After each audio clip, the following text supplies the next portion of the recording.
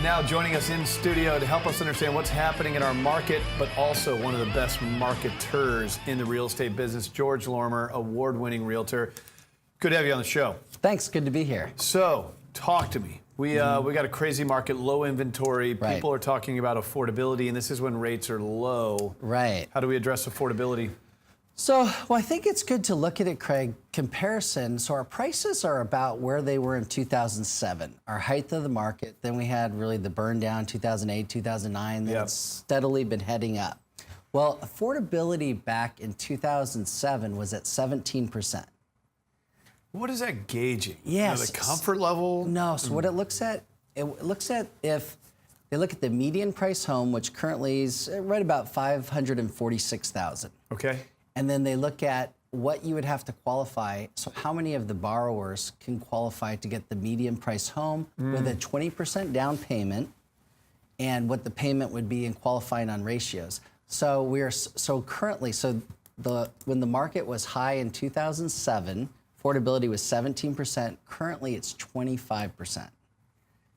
Which is more It's good. affordable? Okay, Yeah. I'm just making sure It's I'm good. following you It's correctly more, here. Prices are about even, but with the interest rates being at like 3.5% at such a low rate, that is really spurring it on. And then also on the pricing appreciation, you know, there are legs, because a lot of people ask me, Craig, is there a bubble going on in the market? Yep. Because they're seeing prices over the appraised value all the time.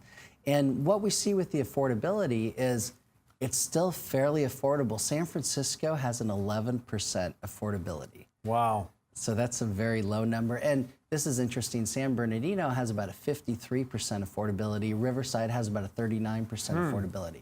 You know, you said a few key words here, right? I've heard you say real estate bubble. Right. I don't think there's a real estate bubble. I don't think because so the either. people that are buying these homes are qualified buyers. They're putting money down. They have good credit. They have verifiable income. When we talk about the market crash, different ballgame. Right. You could fog this desk. You could get a loan. Right. Now, not so much. So I don't think there's a bubble. Right. You did mention 20% down. That's how this number is generated. Yes. Something to remind our audience, you don't need 20% down to buy a house. If you've served in the military, no money down. If you haven't served in the military and you qualify for FHA, which is a government-insured loan, 3.5% down. Right. So I wonder if people hear that 20% down and think that's a daunting number. There are plenty of options that exist for you with less money down. And recently we've seen down payment assistance programs. Right. You know, and it's based on the median income here in San Diego, which is in the 90,000s for an individual, and it goes up for a household. So on your end, George, you're helping people find their dream home. Right? Yes. I mean, people are going to share with you their goals on where they want the home, the school district, number of beds. You got to find them that home. Right. Ultimately, when it comes to the financing side, you're going to refer it to one of your great mortgage banking experts. So they have to communicate that side of the market to you, and certainly many of them come on this show. Right. So are they communicating more availability of options? Yeah. You mentioned the down payment. Right. Are you finding a little bit more flexibility? I'm seeing more flexibility with lenders. I'm seeing, you know, a recent scenario, you have so many great lenders on your show too. That's a resource for your viewers. What I've seen recently is people have the down payment assistance. They have the 3.5%. They have Fannie Mae. They have Freddie Mac. Yep.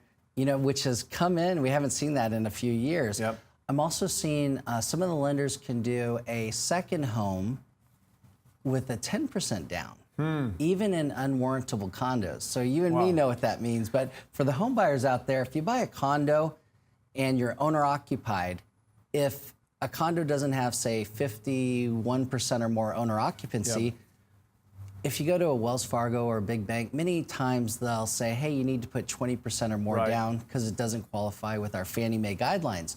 Well, we have lenders that can do 5% down, owner-occupied on non-warrantable condos. So if you're going to live there, and then 10% down if you're getting them as a second home. So here's a good takeaway for you if you are looking at buying a house.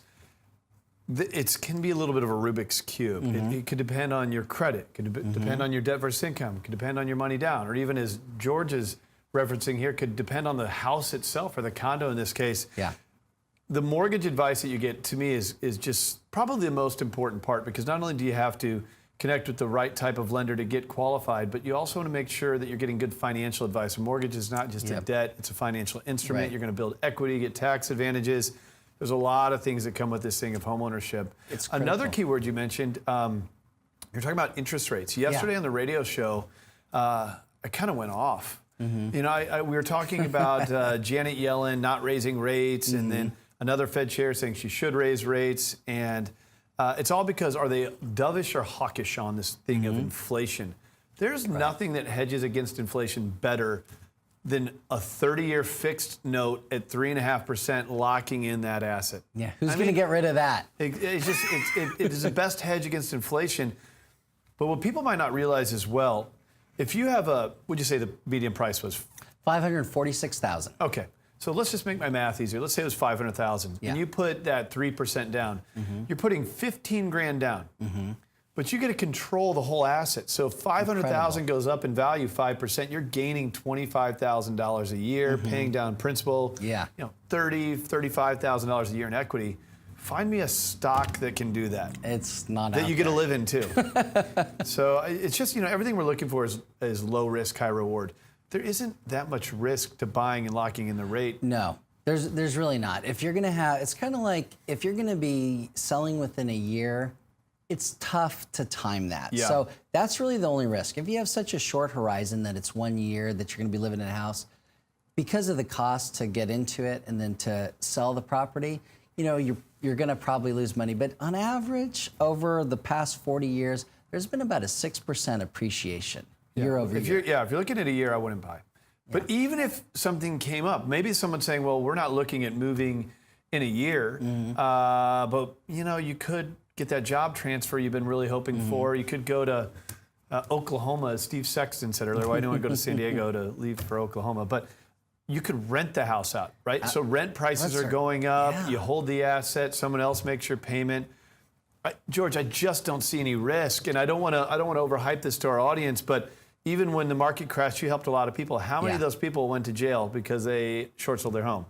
Probably the answer is none. I hope. None. I haven't. Yeah. None of the homeowners went to jail. I haven't even been asked that question. Well, but I think people are so freaked out. Right. There's no debtor's jail. You can short sell the home. Right. How many people are buying again that short sold years ago? So we've got one in escrow currently. They said thank you for all you've done. So currently with FHA, I think it's 2 years after the short sale. With conventional, and it's 3 years after. So what we're doing right now too is we're making a lot of opportunity for buyers and sellers on getting FHA approval on some of those complexes that there's no reason they shouldn't be FHA approved. And so we have somebody come in and do all the homeowners documents, the minutes, then they send them to HUD and they get the approval so that we're able to get additional buyers so the sellers do better on selling their property. Interesting. And you mentioned to me about the whole risk thing. That's the thing. So many people bought in a high market. We're right about that level number. And our challenge now with people is if you've been in a house 9 or 10 years and you can make the move, but you haven't made as much money on it, it may be a good time for you to make the move, sell your property. We have a lot of people moving up, and we offer a guaranteed sale program where your home sold guaranteed or I'll buy it. Yeah, and that's key because moving up is a great opportunity now. I'm not trying to pitch buying real estate. When I hear people talk about bubbles or the risk or the what if, and they second guess themselves to death, I just have to go through it. Well, what if my job got transferred? What if I got sick? What if my husband lost his job? It's like, that's bad no matter what. Right. So you might as well own a house and build some equity and gain some wealth so you can address that. It gives you a lot of options. Or what if the market imploded, which I don't see happening, but if it did, I'm not saying 2008 to 2010 wasn't rough on a lot of lives. It's tough. But you got through it. Whether you owned a house at that time or not, it's all perspective. And I don't know. I just think there's a lot of opportunities. Low interest rates, you got to take advantage of it. George Lorimer is a great guy to connect with on this.